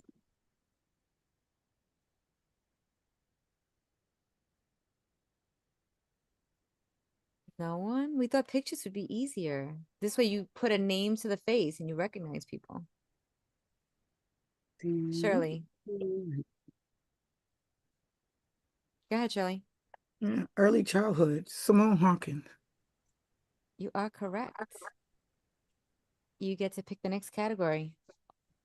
Somebody else, whoever was last. I just wanted to fill the Acronyms for 100. Thank you.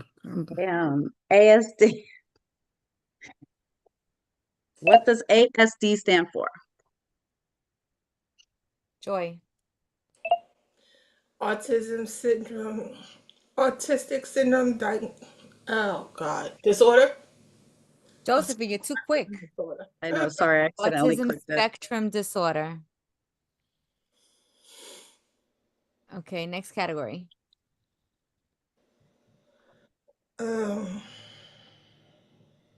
Acronyms for 400? What does BIP stand for?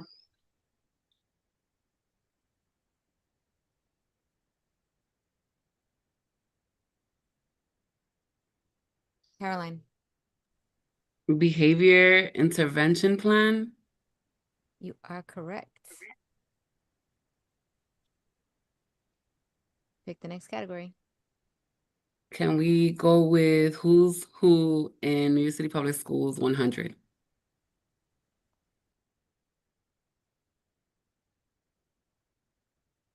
Who's this handsome guy? Caroline, you're muted. Oh, Ashley, go ahead. Okay, the picture is small, but is that Mark Rapperson, right? It is Chief of Safety Okay. and Prevention Partnerships. Pick the next category.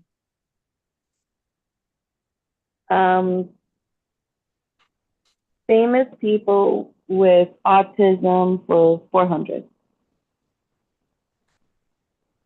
This Oscar-winning actor from The Silence of the Lambs revealed he was diagnosed with autism later in life.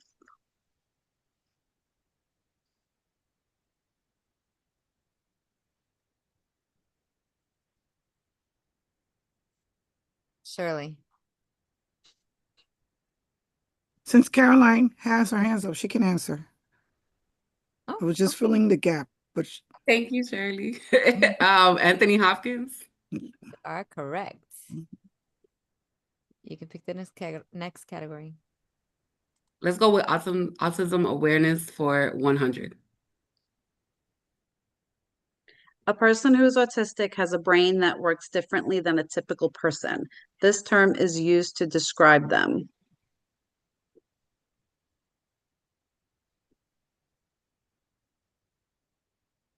Joy. Neurodiverse. Correct. You get to pick the next category. Acronyms for 200. What does IDEA stand for?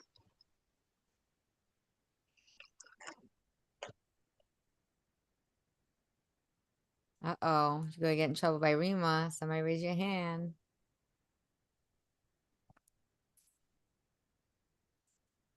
Come on, guys. Is there anything in the chat? Rima. Go ahead, Rima. The Individuals with Disabilities Education Act, y'all need to go look this up because this is your rights for your students with disabilities. Not what the DOE says, not the Chancellor's regs, IDEA, shameless plug. Okay, Rima, pick the next category. I forgot. Chancellor's regs for 200. If parents have complaints about bus service, they should report these to the principal, who will notify the bus company and the Office of Pupil Transportation to resolve the problem.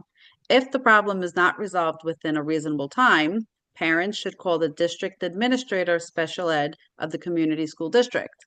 The district administrator of special ed may be contacted through community school district office. Caroline. Is it Chancellor's Regulation 8A, letter A, 801? You are correct. You can pick the next category. Can we go with who's who in New York City Public Schools 400?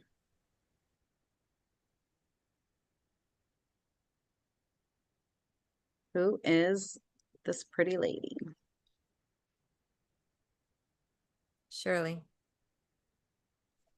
okay, since we Queen's person, First Deputy Chancellor Danielle Gunta. You are correct. Next category. Caroline, pick. It was the last one who answered. Go ahead. Let's go with autism awareness 400. This term means changing the environment to ensure a person with autism can participate fully. rather than requiring the person to change to fit in. What is the term? And this is a good awareness question because these two words get mixed up a lot. Hint.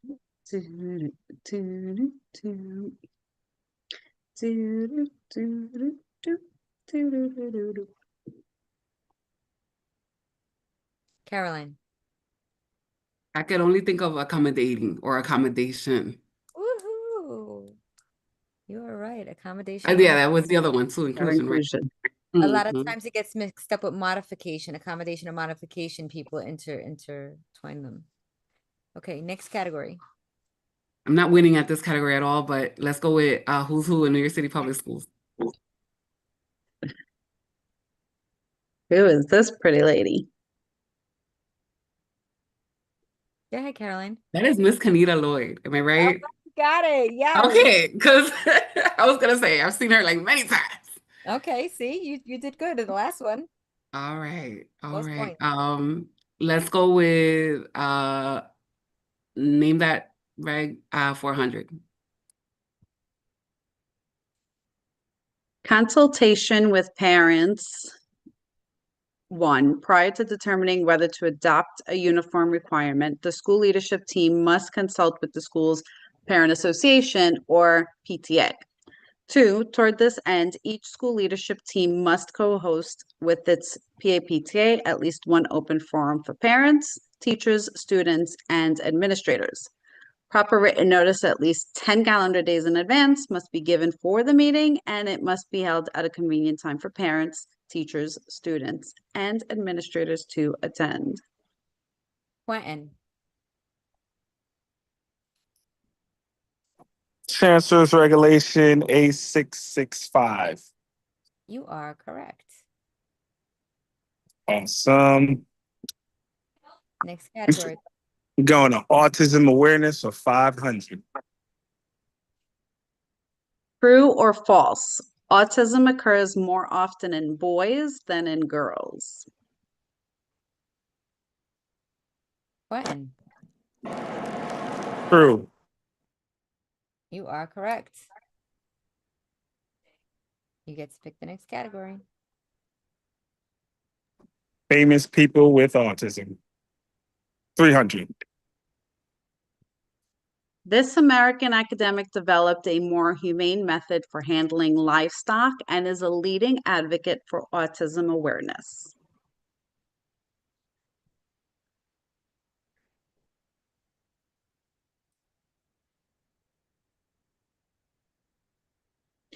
Rachel. Who was Temple Grandin? You are correct. You get to pick the next category. Famous people with autism for 500. While never diagnosed, experts often analyze the intense focus and social behaviors of this theoretical physicist who developed the theory of relativity.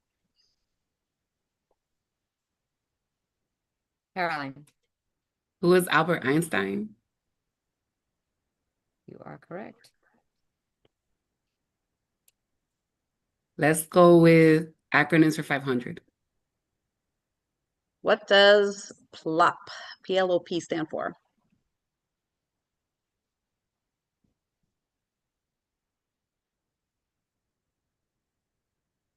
Anyone who has a child with an IEP would definitely know this. It's on the IEP.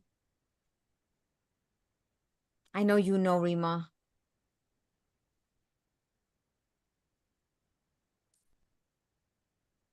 Go for it, Rima.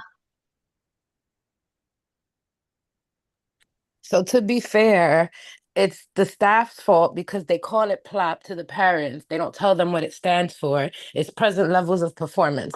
Parents, you need to know what your present levels of performance are for your child because that is what your kid is doing right now. Okay, last last but not least, name that reg. For 500. The tracking system must be operable on all school days when students are being transported, and all data within the tracking system must be accessible to the assigned staff at the Board of Ed. Which reg is this?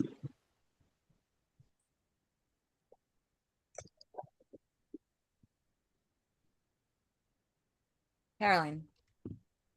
Is this A, letter A, number 801? No. Close. We did that one already. To be fair, they could have combined those two and that would have made more sense, Caroline. I agree with you. Yeah, because they're very short. Caroline, just go +1. Say it again. I can't. yeah, I can't remember. I honestly, that's the only place I've seen it. Really. +1. +1. It's like part 2. Oh no, girl. +1. Just say +1. +1. There you go. 802. There you go. Okay. Caroline MVP today. The reason why we do the Jeopardy is because it's a fun way of learning things that we didn't know. It's hard to ask parent leaders, what questions do you have on different topics when you're not sure what topics you should be asking questions about, or you don't know the topics in general. So how can you ask something that you're not aware of? So this is a fun way for us to show you the things that you should know. And if you don't, you just learned something. I see Caroline nodding. So you like this. I'm in total agreement. I think it's interesting because most times because you go into PTA, you think that that's the only one, the A660 and the A665, but then you start realizing there's all these volumes and some pertain to your own principles or to your own district and things like that. And especially the regulations on travel and bus services and things like that. Those things are very important because a parent may not even know, and you may not know, but it's actually written. And that way you can support, the education on that. So I think it's great. I like reading anyway, so that's the best part of the whole experience. Right, but this is our way, and it's not to embarrass anyone. And if you know the answer, you ask, and if you don't, and if you're not sure, I mean, you took a chance, and that's what empowerment and leadership looks like. So this is what we want to make sure that we're doing. And then also, so that I'll go into like the elections again. We really want to make sure that we have our president's councils running by the end of June, because it's the perfect opportunity for you to plan. When you see anything, it tells you in September what you have to do, in September what you have to do. But in July is when your term starts. So if you start planning over the summer in July with your boards, and now that we're in a virtual world, you can meet with your PA and PTAs, not as an official meeting, but as a structure to help prepare and plan for September, so that the planning is happening over the summer. And when September comes, you're ready. So that's why we want to make sure we do this. Please, for anyone who has not filled out the form, even if you could just write it in the chat, how you plan on attending the May 14th meeting. We don't want to have a meeting in person where we don't even meet quorum in person. We want to make sure that everybody that says that they're going to come are going to be there. We're trying to plan some nice things in person for you. Again, it's only open to the voting members. Everyone else that usually watches on YouTube will still be able to watch on YouTube. Randy, we have some questions from the YouTube chat. Somebody was asking, how can we reach the dial staff? Okay, that's a big staff. I don't know like who in particular they would be looking for. I would Randy, I would recommend that they email the special education inbox at specialeducation@schools.nyc.gov.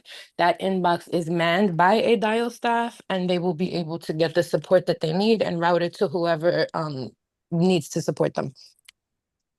Thank you, Rima. That's why we're a team. You can add that to escalation emails as well. I highly recommend that if you have an issue and you're not getting a resolution in your school and you don't know who to go to, I mean, I would hope you will come to one of us, but if you don't find us, add the special education email to any escalation emails. Put it in the chat, please. This way she could just copy and paste it to the YouTube. Thank you. Caroline, thank you for putting that. The elections, yes, shout out to Shirley, Auburn, Georgette Pezzolanti, and you for doing the election time to run for PTA Link. It's always great to have, you know, familiar faces when people are on there and see the current and former parent leaders. And Georgette was also a parent leader. So she was a president's council president in District 21. That's why, you know, we're the best district. Sorry, I had to do that. But yeah, so any other questions about anything?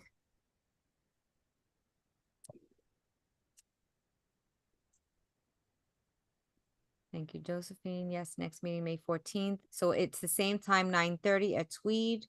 Only voting members will be able to attend in person. Everyone else will be on the YouTube live stream. This is April is Autism Awareness Month, so we want to make sure that everyone spreads awareness to everyone and acceptance. It's not just about awareness, it's also about acceptance. Caroline, you have a question? I do. I know we filled out the form to give our election day for President's Council. If for whatever reason we don't have quorum or we don't have roles filled, do we have to submit yet another form to give you the next election date, or how does nothing like that? So if you have your date, hopefully before June 30th, the only thing that you would have to do, the only way you could have another election, if for quorum purposes, if you don't reach quorum on an election meeting, you can do it 5 days later. You don't have to wait 10. That's in the regulation. But if you don't fill all the positions, as long as you have a mandatory position filled, you're okay, and then you'll hold them in the fall. Okay, I just want to make sure that we didn't have to do yet like another form to give you another date that we're doing it. Okay, thank you so But much. I hope you get quorum. I hope so too, because we need this to happen. Thank you. Okay. Any other questions, concerns, suggestions? Okay, if there's none, then would someone like to make a motion to adjourn the meeting? It is 11:42. I motion. That was Ashley. Second, Rima. Thank you, Ashley and Rima. Everyone have a great day. And we'll see you next month in person.